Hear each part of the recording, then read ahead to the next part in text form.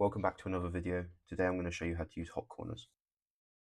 I've got a quick note set up in my bottom right corner. This does as the name suggests. It helps me take down quick notes. To set up a hot corner, click on the Apple logo in the top left corner. Click on System Settings. Go down to Desktop and Dock. Scroll to the bottom and you'll find hot corners. Here you can customize all four corners. Let's put in the top right the launch pad. So if I was to hover over the top right of the screen, it would take me to the launch pad.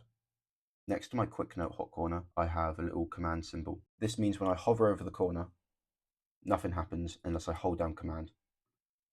To set this up, all you need to do is hold down command while selecting your option. You can also use option or control.